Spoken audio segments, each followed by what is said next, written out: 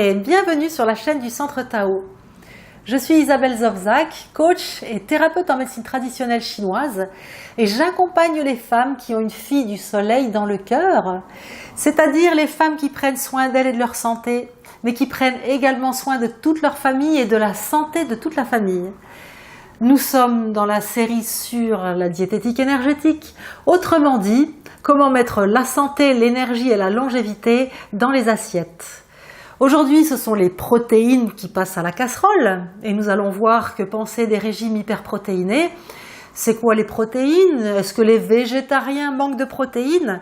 Et puis à la fin de cette capsule, vous pourrez télécharger un bonus pour en savoir un petit peu plus long, toujours de manière extrêmement concise et largement suffisante pour savoir comment bien manger pour sa santé. Alors donc les régimes hyperprotéinés, qu'en penser? Pour aller vite au cœur du sujet, je vais vous révéler les résultats d'une étude qui ont été publiés dans, alors je vais le dire en anglais, dans les Annals of Internal Medicine, les Annales de médecine interne, qui est une revue américaine. Donc les résultats ont été publiés en 2010 et c'est les résultats qui concernent une étude menée pendant 20 ans sur 130 000 personnes qui suivaient des régimes hyperprotéinés. Sur ces 130 000 personnes, il ressort que le risque de mort prématurée est accru de 23%, le risque de maladie cardiovasculaire de 14% et le risque de cancer est accru de 28%. Déjà là, ça fait réfléchir. Pour vous donner une idée encore plus large de ce que provoque un régime hyperprotéiné, je vais vous donner quelques indications. Alors déjà, quand on mange hyperprotéiné, ça alourdit le système digestif et tous les gens que j'ai suivis qui avaient mangé des régimes hyperprotéinés, et Dieu sait que j'en ai suivi, avaient tous des symptômes identiques, à savoir des selles pâteuses, une bouche pâteuse, toujours soif, et puis très souvent des boutons, notamment des gros boutons dans le haut du dos, voire pour des adolescents qui veulent prendre de la masse musculaire, de l'acné dans le visage. Entre parenthèses, en médecine chinoise, l'intestin et la peau font partie de la même énergie. On régule l'intestin et la peau de la même façon. C'est intéressant. Alors, outre ces problèmes digestifs qui, à terme, évidemment, vont léser l'énergie digestive, donc les gens digéreront de moins en moins bien. Quand on digère moins bien, on assimile moins bien les nutriments qu'on mange, et même si on mange bien, on est fatigué. Parce qu'on n'est pas simplement ce qu'on mange, on est également ce qu'on arrive à digérer. Donc, il vaut mieux économiser son système digestif. En dehors de ce fait-là, manger hyperprotéiné acidifie le pH sanguin et le pH du corps entier qui doit être à 7,2, et quand on acidifie son pH, on a automatiquement un terrain inflammatoire, donc des problèmes de santé. Je pense que vous savez également que manger trop protéiné peut donner de l'acide urique. Donc l'acide urique, ça amène à la goutte.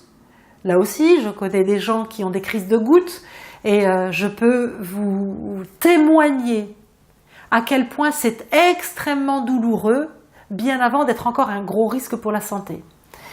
Outre que ça bousille le système digestif, les régimes hyperprotéinés vont également fatiguer les reins parce qu'il faut boire beaucoup pour éviter par exemple d'avoir des calculs rénaux.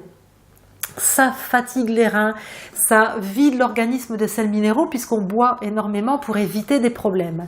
Néanmoins, toujours dans le nombre, mais quand je vous parle de nombre, je vous parle de centaines de personnes que j'ai pu suivre, notamment des femmes qui avaient fait des régimes hyperprotéinés, pas du non-stop, En général, c'est avant l'été, ou quand on voit qu'on a pris 3, 4, 5 kilos de trop ou plus, et qu'on veut vraiment, là on se décide, on dit je vais arrêter enrayer ça d'un coup net, et on se met à un régime hyperprotéiné. Toutes ont fini par faire de la rétention d'eau, même quelques années après, parce qu'en fait, comme on fatigue les reins, ils font mal leur boulot, et ensuite on finit par faire de la rétention d'eau. En plus du fait qu'à partir du moment où on va réintégrer plus de glucides dans son alimentation, je vous rappelle que les glucides c'est aussi les céréales, les légumes, etc. C'est pas que le sucre. À partir du moment où on va les réintégrer plus, évidemment le corps va stocker ce dont il a été carencé parce qu'il aura peur de manquer. Le corps a toujours peur de manquer. La tête souvent aussi, mais le corps ça c'est également vrai. Donc, le régime hyperprotéiné, vous aurez compris qu'il est mauvais pour votre santé, un petit peu à court terme, plus à moyen terme et encore vraiment plus à long terme. Mais les protéines, nous en avons besoin. Donc les protéines, c'est un apport nutritionnel qu'on trouve essentiellement dans les œufs, le poisson et les fruits de mer, et puis la viande. Je pense que vous le saviez. Mais à partir de ce moment-là, on se dit, mais les végétariens manquent de protéines.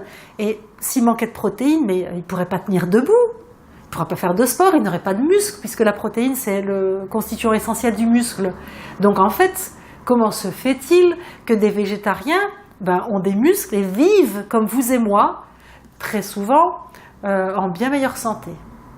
Eh bien, c'est parce qu'en fait, les protéines, c'est une chaîne d'acides aminés. Et qu'à partir du moment où votre corps a tous les acides aminés qu'il faut pour fabriquer des protéines, eh bien, il va fabriquer des protéines. Nul besoin de manger de la viande, simplement, c'est-à-dire le truc le plus simple, on mange du muscle, dans le muscle il y a de la protéine, donc on mange directement de la protéine. Mais évidemment, c'est vrai.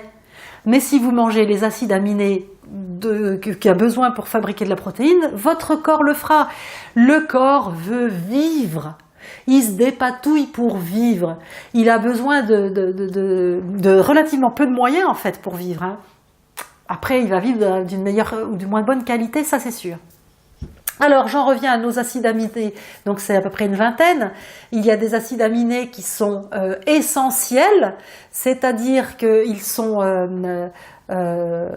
fabriqués par le corps lui-même, parce qu'ils ne sont pas produits par l'alimentation. Et puis, il y a les acides aminés qui sont non essentiels, donc ils sont amenés par les aliments.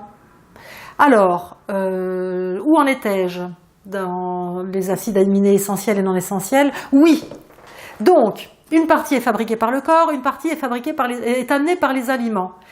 Si vous mangez des combinaisons du genre céréales complètes plus légumineuses, donc on va prendre un exemple, du riz complet plus des pois chiches, eh bien vous allez permettre à votre corps d'avoir les acides aminés qu'il faut pour pouvoir fabriquer des protéines.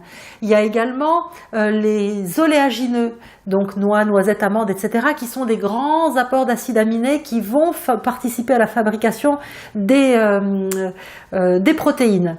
Mais il faut savoir également qu'il y a des protéines dans tout, puisque sinon il n'y aurait pas de la vie dans tout. Dans les légumes, il y a des protéines. Sinon, il n'y aurait pas de vie. Le légume, pour être vivant, il a besoin de protéines. Donc, il y en a. C'est-à-dire qu'il y a des protéines végétales également dans tous les aliments qui sont végétaux.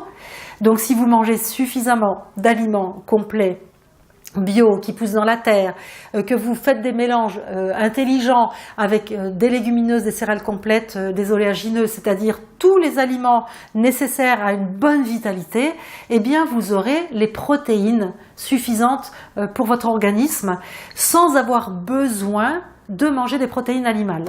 Cela ne veut pas dire que je vous déconseille les protéines animales.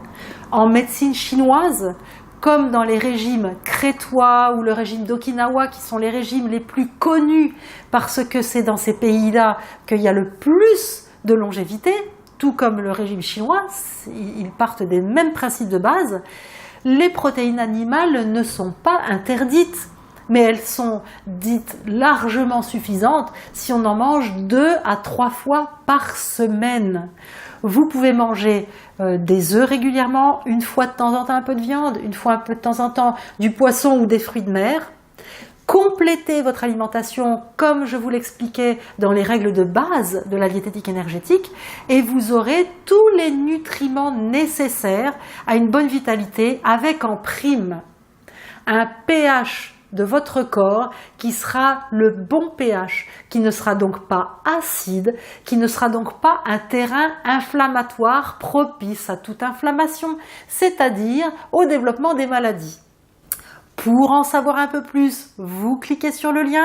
Si vous avez des questions, bien sûr, vous me les posez. Je suis consciente que ces capsules vous apportent des informations qui sont des informations de base pour vous éveiller à une saine alimentation et vous orienter de façon simple vers cette bonne alimentation. Néanmoins, selon vos connaissances qui varient d'une personne à l'autre ou selon des questions qui peuvent venir en fonction de ce que je vous explique, posez-moi vos questions, j'y répondrai avec plaisir, car la plupart du temps, quand on me pose des questions, ça développe des réponses pour toute la communauté. Communauté des femmes qui ont une fille du soleil dans le cœur. Pour la rejoindre, abonnez-vous à la chaîne. Pour connaître votre taux de soleil dans le cœur, revoyez la vidéo d'introduction de la chaîne du Centre Tao. Et puis, likez, partagez, soyez généreuse selon votre nature en fait. Je vous embrasse. On se retrouve pour la suite. Ciao, ciao.